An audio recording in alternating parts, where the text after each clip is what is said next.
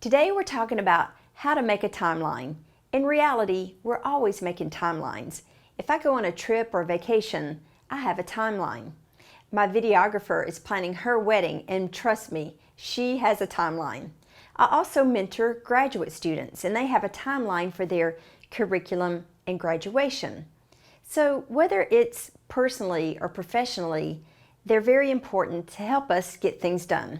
So let's look at what a timeline is.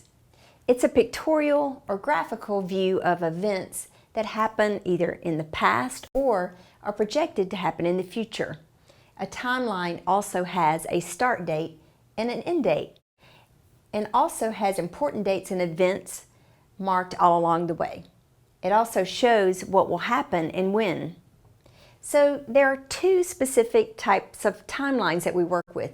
The first one is a linear timeline, and it tracks one subject. So an example would be if you go on a trip, that's a linear timeline. A comparative timeline compares two subjects. So think about a project where you may be comparing projected dates versus your actual dates. So let's look at how we go about creating or making our timeline. First of all, you want to decide what your timeline will track or compare. So again, that is, are you using a linear or comparative timeline? Then list your events from the start date to the end date, or the earliest to the latest on your timeline. Then choose the units of time to segment. Are you going to measure in days, in months, or maybe years? Then you want to segment your timeline with those equal units along the way.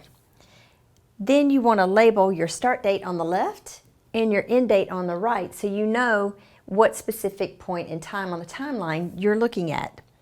Then you want to plot your important dates and events all along the way on your timeline. Then, if appropriate, you're going to go back and compare your projected and your actual dates. And again, a good example of that is if you're either working on or you're managing a project. So a great tip here is to use an online software tool. Think about it. If you're on a project, all the team members have their own timeline.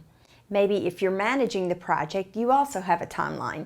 So by using an online software tool, all of those are managed and maintained inside the tool, and everyone can have access and insight into them. So I think that helps to simplify things. So if you need a tool that can help you with your timeline, then sign up for our software now at projectmanager.com.